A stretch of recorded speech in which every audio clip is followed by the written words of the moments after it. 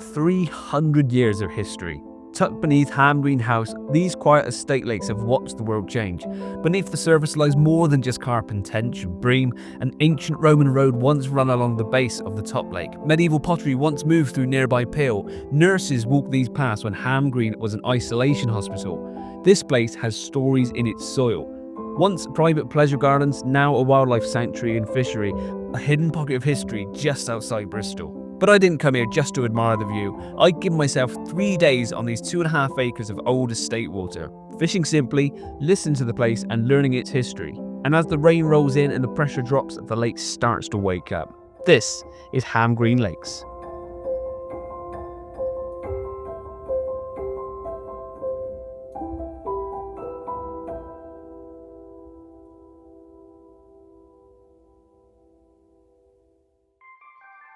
With a few days ahead of me, I decided to treat the first one as a recce, taking my time to explore the lakes and gather as much information as possible. That said, I'm an angler, and it would have been stupid not to bring a rod.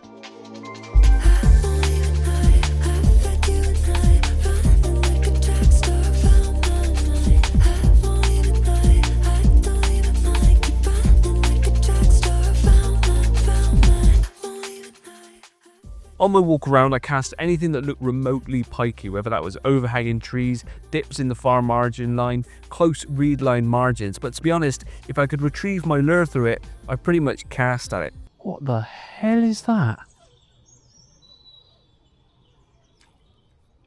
Up there. Coming through the trees, and now I can see like a shadow of the tree. I've heard things about this in the sky. I think it's called the sun? I think it's called the sun. Wow. I can't remember. I don't think I've ever seen that. At least not in 2026. Incredible stuff. This wasn't just about trying to nick a quick predator, it was more about learning the lake, seeing how the wind moved through it, watching how the light hit different areas at different times of day, taking in the wildlife, the atmosphere, the feel of the place. Now I know that may sound like voiceover at mumbo jumbo, but believe me, learning a place is extremely important to fish more effectively.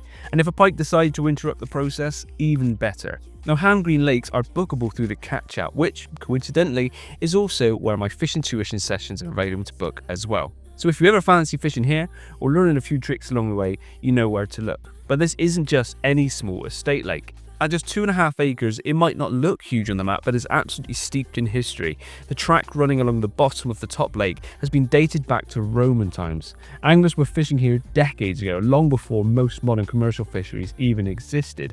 And after years of careful restoration and thousands of fish introduced to bring it back to life, what you've got now is a proper thriving coarse fishery, one where the fish look as wild and immaculate as the setting itself. And the stock's pretty varied too. In the top lake where I'm fishing right now, you've got crucians, tench, bream, roach, rudd, perch, pike, and the other elusive carp. Whereas in the bottom lake, it has much of the same, but a lot more carp present.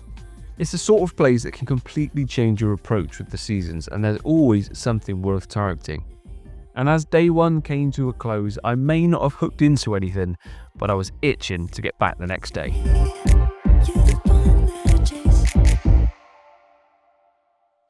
Day 2 down here at these very, very old lakes. Now, although yesterday was a recce trip, of course, I wanted to catch something. I tried all day casting that lure rod around everywhere I could to try and catch a pike. Didn't even get so much as a follow. So I'm back down today with lots more options. I've got my pike rods, I've got my lure rod, I've got dead bait rods, I've got a feeder rod for smaller species, I've got my carp rods, I've got a drop shot rod, because yesterday this place got under my skin for some reason. I think because it's such an old place, it's got this level of charm to it and somewhat of a level of mystery, because I spoke to a young lad that was fishing here yesterday, I spoke to another regular that walked past me buying his eggs from the chickens that are on site here, and I spoke to the owner, all of which added to the mystery of this place. It's extremely old. He said that some of the trees up at the top lake were dated as old as 650 years old. And from what I understand, it's an old riverbed going through that was dammed off, and it was used as drinking water for the contagious diseases hospital that was at the top of the hill at one point, because they couldn't use the water off the mains. That's part of the history of this place. Of course, it's not that anymore, but it's just part of the charm. Oh, loads of bubblings just come up near the dam wall. It's got this level of charm to it and mystery, and even though it's the depths of winter, muddy banks, it's still got a lovely look to it. So I think in the summer, this place will be absolutely stunning. But today, we will catch a fish. As I've already mentioned, all those methods, surely something's got to come along. Now, yesterday, after several hours of lure fishing, I came back to the car, I had some lunch, and then I went back out with a bucket of bait and pre-baited a few spots on this lake. Now, I have learned that this lake is the one that has predominantly the most carp in. Now, there are a few carp in the top lake, from what I've been told. It used to have carp in both, but over the years it's been changed. Like, some fish removed from the top one down to here because of pollution issues, but some slipped the net. So there are some carp still in the top one, but not as many as there used to be. But that does mean that there's the elusive fish. Again, adding to the mystery of this place. You just never know what you're going to catch. There's good tench, there's bream, I think there's lots of silverfish, of course lots of pike, and then this one is predominantly filled with more carp. So hopefully we'll get something from here this morning. Now, I have already seen some bubbling on the spots that I baited yesterday, so I'm confident that getting the rods out quickly this morning, we might get an early morning bite on the carp. Then we'll just see how the day takes us, what species we're going to go for after that. Probably the pike, maybe the perch to £3 apparently. So I'm excited. Hopefully you can tell that, but coming somewhere new like this, getting to know it and finding out about the history is really, really exciting.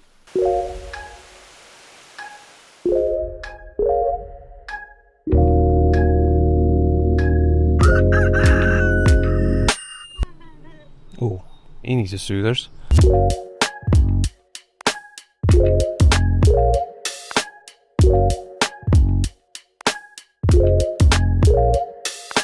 Both the rods are now fishing, and both of them have gone out on areas where there's been bubbling. One of which was an area I put some bait in yesterday, so maybe there's some fish grubbing around, and the other one has just gone out into the middle of the lake, which I believe is the deepest part of the lake, because these lakes used to be some form of stream or river or something before it's dammed off, so that's typically the deepest part of the lake. It could also be the siltiest. They're both very silty lakes from what I've been told, and that rings true casting out this morning. It was like landing in pea soup, but with the little mesh bags and their pop-ups that I've got on, with the maggots on one of them, worm on the other, they're very visual. The little mesh bags is crumbed up essential cell boilies, same method that I used the other week on my 20-minute rule session, where I kept myself mobile, moving around every 20 minutes I moved. That's the rig I used, the mesh bags I was using. I'm not going to move every 20 minutes on this session because I think I'm in a good area right now. I'm going to sit and wait for at least an hour in these spots, and then we'll move around after that. But because it's quite a silty lake, you'll often find the best way of finding fish in silty lakes can be through the bubbles, because there's a lot of sediment on the bottom, a lot of that's trapping gas bubbles. Of course, some of that gas bubbles can increase to an amount that eventually it just naturally comes up. So don't be confused sometimes with natural gas pockets. But if you see a big cluster of bubbles, especially bubbles that move, and there's several patches at a time, that can often be feeding fish, and that's what I've seen this morning. So yes, I could be confused with some natural pockets, but like I said, the way the bubbles were moving this morning in a line and sort of going around in an arc as if they're feeding on an area, I would say from my experience they were fish feeding. So I'm confident they're both in areas where fish have at least been this morning. So we'll see where it goes. And one last thing I want to mention is that I've got my rods on the deck at the moment. I'm not using buzz bars or anything. I can hear my clutches go if they spin. But every time I fish like this, really light, and just put my rods on the deck, I get multiple comments saying, "Aren't you worried about losing a rod that way?"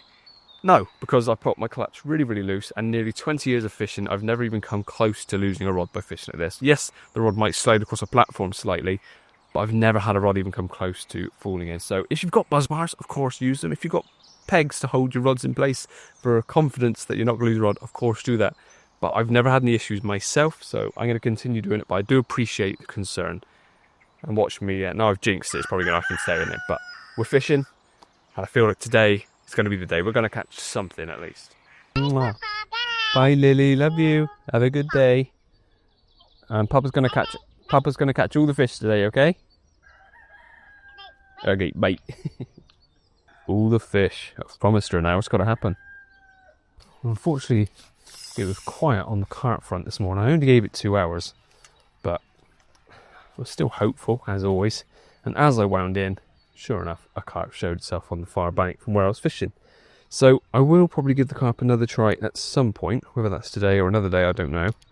But for now, on to the perch. Now, I was having a few little nibbles in the swim I was originally in from little fish. I've just been tipped off that this spot can produce some pretty decent perch. So let's give it a go. It was deeper. There we are, it's on the bottom.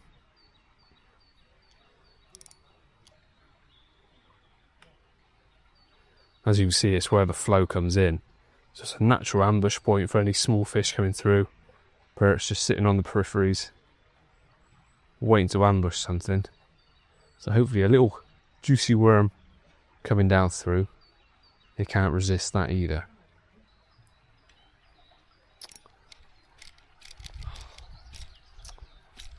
I lost count of how many times this happened, so eventually I switched tactics, species, and even lake.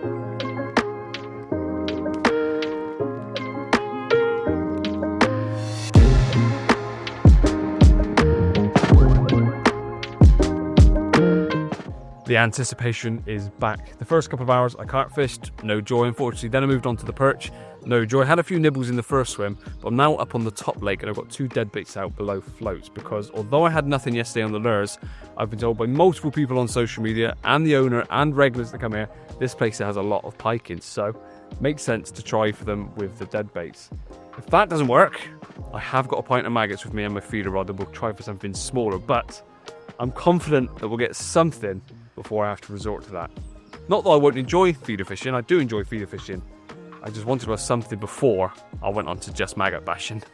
But it's looking good. Got roach dead baits out there, one just off the jetty to the right, and it's slowly moving actually. Where there's a little bit of flow in this lake, because it then bleeds into this lake, you have got a slight bit of flow. And the other one, I cast towards the bushes, but once again, with this slight flow, it has pulled it out ever so slightly. But I'm watching them intently, and I'm actually thinking that little bit of flow could be good, because it's going to drift past maybe some fish that are just sitting there waiting, rather than being static and hoping for a pike to come to it. That dead bait slowly drifting past could be enough to entice a rather lazy pike that's sat there somewhere. We shall see.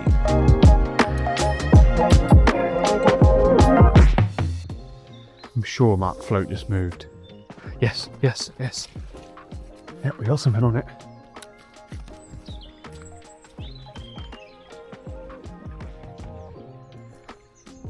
That's only just gone back out with something's toying with it. Yes, something's got it. On. Yep, he's got under. Yep, he's moving, he's moving, he's moving. I'm using trebles this time, so I'll set the hook. Oh, nothing. All of you that have been watching me using single circle hooks and saying, you got to strike, you got to strike. Well, today, I've got a set of trebles on there for that dead bait, and I just struck into absolutely nothing. Oh, first bite.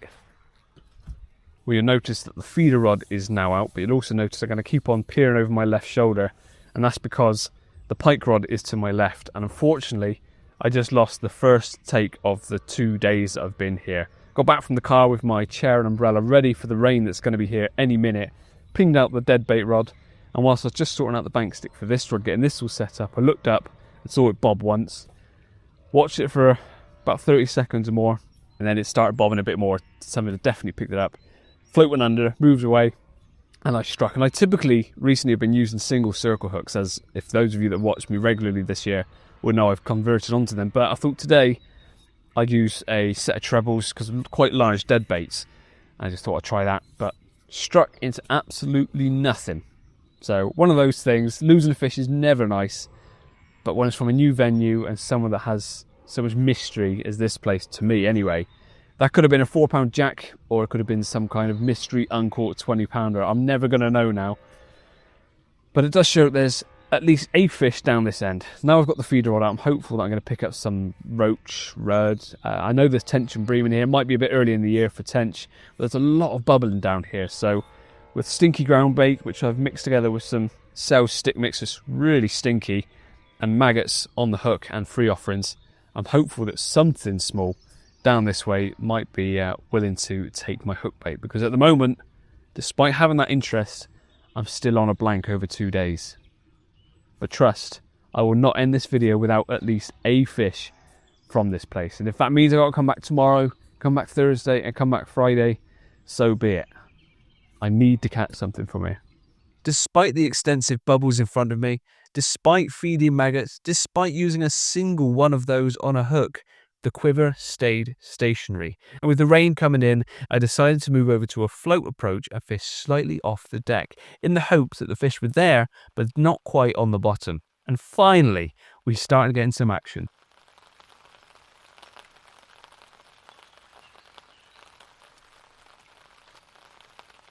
Well, I switched over to a float setup because nothing was happening on the feeder, and we're catching some of our first fish. They may only be tiny, but whoop! But I'm really enjoying myself because it's been a couple of days of very little action, and now, despite the fact they're very small roach and dace, couldn't care less. I'm getting bites. The heavens have opened. I'm sheltering in here, and it feels like a really old school session of when I was a lot younger, where we'd only fish on Saturdays because obviously I had school in the week. So whatever the weather was on the weekend, that's just what we fished in. We'd be hunkered under brollies like this, doing this sort of fishing, and I feel like I just want to chuck at the moment. Oh, that's a good roach. Oh, that's a good one. Yes. Compared to the others, that's a chunk. Got him. Oh, finally, we're getting some fish. And at the moment, all I'm doing is just lowering the float off the rod tip, like that. Little pinch of red maggots over the top, and we're getting bites. How long will it be until this one goes again? It seems like I've brought some fish in now. Yep, there's another one. And this one's a bit smaller. Little dace or something, but just trickling in the maggots, the most simple form of fishing you can think of. A little size 16 hook, single red maggot on the hook. And just dropping some maggots over the top. And we're having some good fun. And now I've got a tangle. Right, let's sort that out as the rain gets worse. Still keeping an eye on that pike rod. I feel like that could go at any second. But for the time being, I'm enjoying just lowering that float down there. Flick some more maggots on. As the heavens completely open. Wow.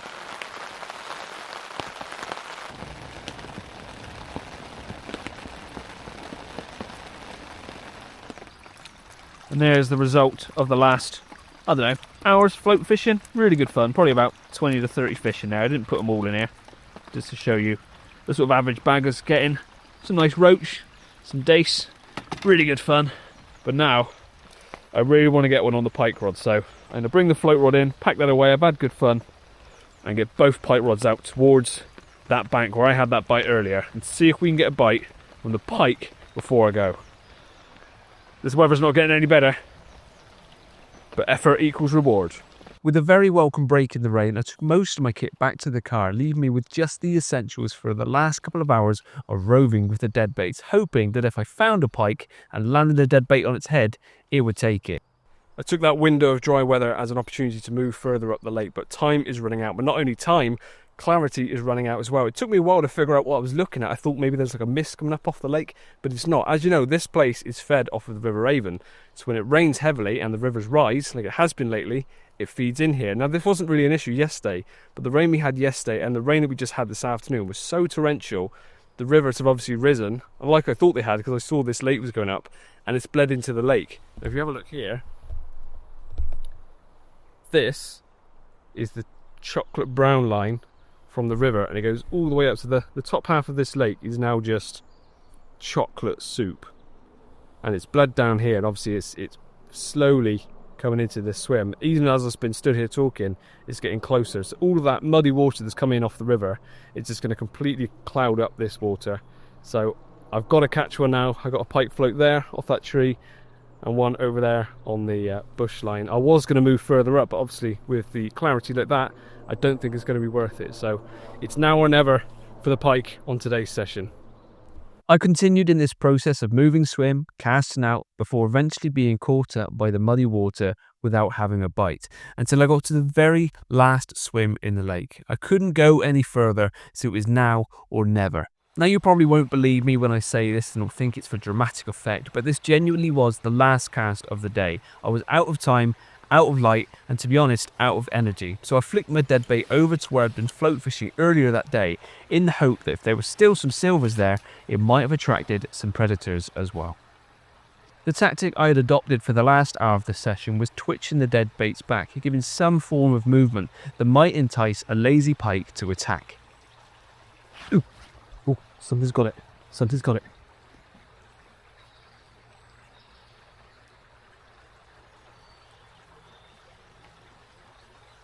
I think we've got one right at the end of the day. Yes, we're in. Oh, finally. Oh, it feels like a good fish. Wow, feels powerful. Feels real powerful. Oh, okay, I think we're into something decent here. It's going right under the platform.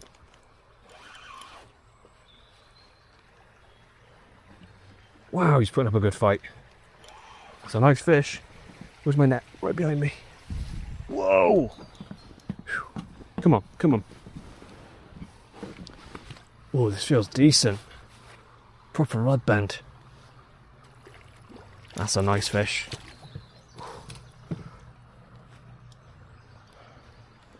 I've literally worked all the way back from at the top end, well, where it was really bad. Yeah, it just hooked with the scissors as you'd expect with a circle hook. Quite lightly hooked. Need to extend my net handle. Oh wait. Come on, net.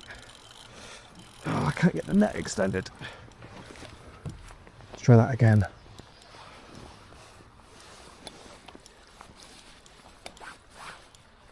Oh, there's loads of grit in my net handle.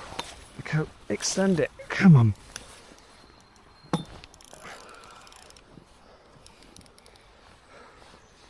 Here he comes. Here he comes. Oh, that's a nice fish. Oh, I should have extended my net. Here he comes. Come on, come on, come on. And he's in. Oh, you beauty. Right at the end. Oh, that could be a double, you know. Oh, that definitely is a double. Get in. Right in the scissors, as you'd expect. I'd probably just pop that out right now. There we are. Hook is out. Oh, get in.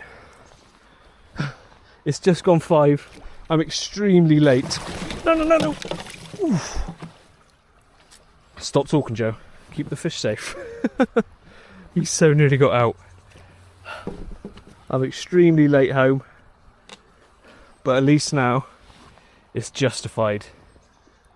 I think, anyway. Oh, get in. Oh, stay in. Stay in the net. Oh, that's a big fish. That is a lovely fish. Very, very angry. I need to try and keep him calm while I get my unhooking mat and camera sorted. Easier said than done. Ooh, look at that beauty. Yeah, easily a mid-double. I haven't caught many this big. You see the width on it as well. That's what's giving it the weight. Big old head. Yes. Ah, awesome. I'll try and get a still from the camera because I'm not going to have time to take photos of her. I've really got to go. Yes. What a beautiful, beautiful fish. Proper scrap. And hopefully more to come. I'm coming back tomorrow. Probably not for the pike. Looking at the colour of the water that's coming in now, I don't think that's going to be possible. But result, perseverance, staying in that rain all day, getting soaked, has paid off because that is an absolutely stunning fish. One last final look at it close up. What a beauty. Whew. Cracking, yeah. Healthy looking fish as well. Just shot straight under there, you see that? Oh, result. Well done.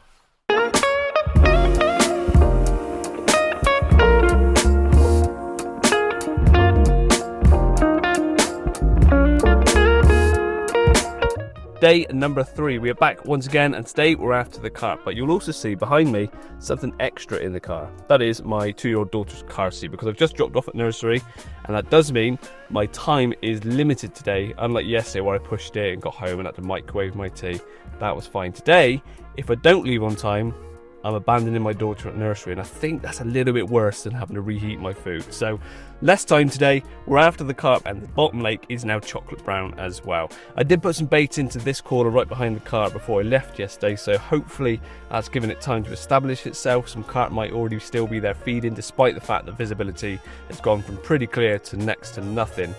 But we'll see. Gonna put the rods out, give it a few hours today, and hopefully we can get one more fish before we end our little 3-day session trips down here to Ham Green Lakes.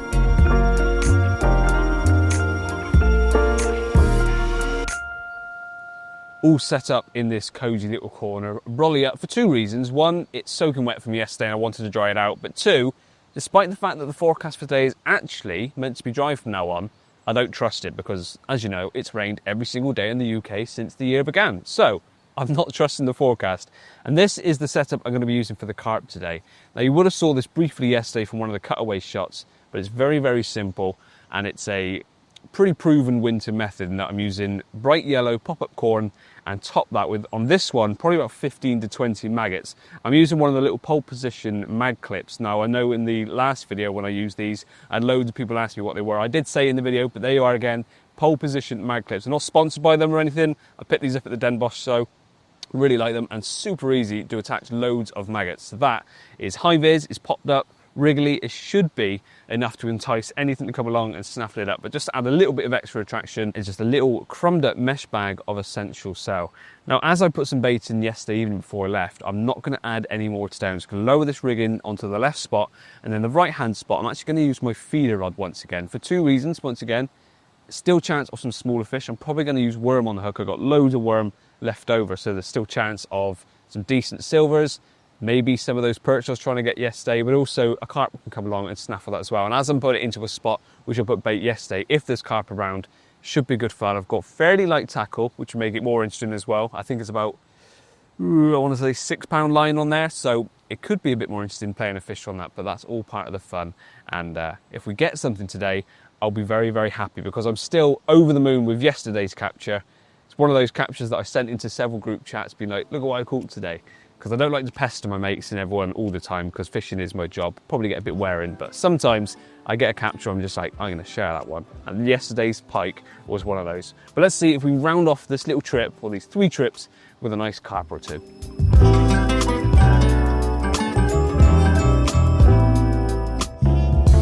Oh, that smacks down. That's nice and clear. I know I'm presented nicely.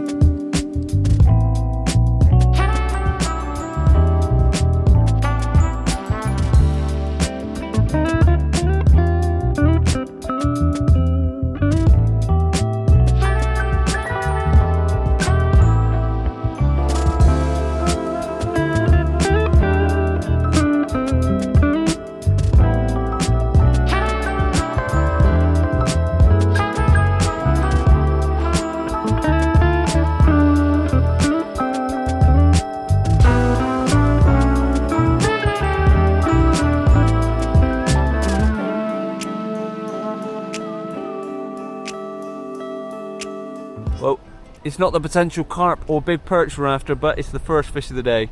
A lovely little roach. Actually, rudd. Yep, this one's a rudd. Just up to check.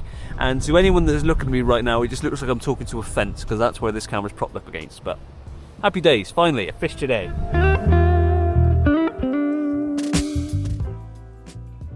Go on. That's a bite. Yes, we've got something. What have we got? Oh, this is actually pulling back a bit. Oh, we got something a bit more decent on at the moment.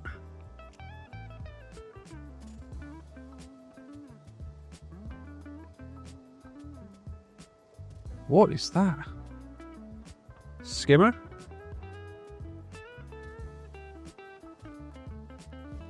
That's a big perch. Big perch. Oh, it's a really good perch. Oh, that's what we were after. That's what we were after. Come on. In the net, please. In the net. In the net. Yes. Oh. We got the perch we were after. Yes. I thought that was a better bite. As you know, today's target was the carp. But putting out the feeder rod with a worm, there was always the chance of a decent perch. And there we have it. I would say this one's probably getting close to the £2 mark. Lovely fish. Oh, this is what I was trying to get yesterday on the drop shot worms. Just wasn't happening. And after having a roach today and lots of little plucks, this was a bit more of a substantial bite. And it's a bit more of a substantial fish. I'm going to try and get a still from the camera for the video. a beautiful fish. And if that's the last one today, that means I've ended yesterday on an amazing pike, today on one of my biggest ever perch from the UK. And there's still time left. Thank you, mister. Get in. I'm at that stage of the session where I'm frequently looking at my phone, checking how long I've got left of the session. I gave myself till 3:30 to give myself a comfortable amount of time to get back to pick up my daughter. But now I'm thinking, I reckon I can leave about 3:45, maybe 3:50. But that's a good thing. It shows I've really enjoyed my fishing here. And I want to keep on pushing it to fish a little bit longer, because for all I know, there could be a £3 perch next, or it could be a £10 mirror. It could be a small dace. I just don't know. And that's what I love about exploring new venues like this. And I think this last few days, and hopefully this video for you guys watching, has proved to you that there are still venues like this out here. I often see a lot of stuff on social media saying, oh, you've got to book a peg and that's your spot for a weekend and every other peg's taken.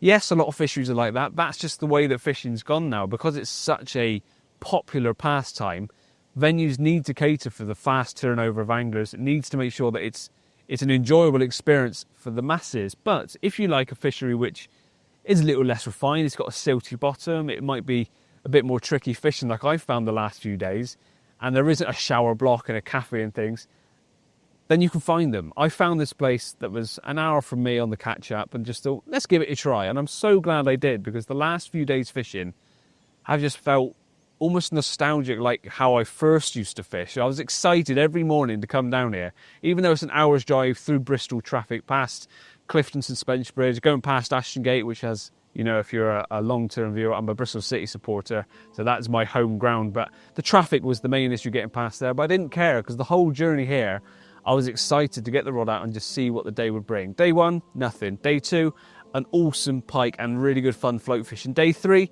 a bonus perch that was probably around the £2 mark, getting up there. So all 3 days I've thoroughly enjoyed for different reasons, and just taking in the age and beauty of this place and the mystery. I've probably said mystery so many times in this video, and the charm of it. So there's another word that probably should have a counter on the side of the screen for how many times I've said it, but it really is a special little place. And I will 100% be back here come spring, summer, even if it's aiming for the tench and bream in the top lake and maybe those elusive carp that might still be up there. I'm definitely going to be back, because there's so much more to explore here. I need to get a carp for starters, so maybe that'll be the next one. I come back and get myself a carp from this place. But it's been a really enjoyable few days fishing. I hope you've enjoyed watching me go around probably like a giddy kid at times, just enjoying myself. But yeah, I've really enjoyed it. And there's another one. Let's add that one. Enjoyed, mystery and charm. Those are going to be some of the key words to have added to this video. But I hope you liked it if you did. Please like it if you did. Ooh, big knock on the feeder rod. I'm not just saying that. And a beep on the carp rod. How long have I got left? About 15, 20 minutes. I hope you liked the video. Like it if you did. Subscribe if you haven't done so already. And follow me on all the social different media platforms, something like that, for regular updates. When I'm on trips like this, I'm often updating on my stories to get live updates on sessions. One video every week, so make sure you're subscribed and watch lots more of videos like this coming in the future. That was a really awful outro, but it's staying in.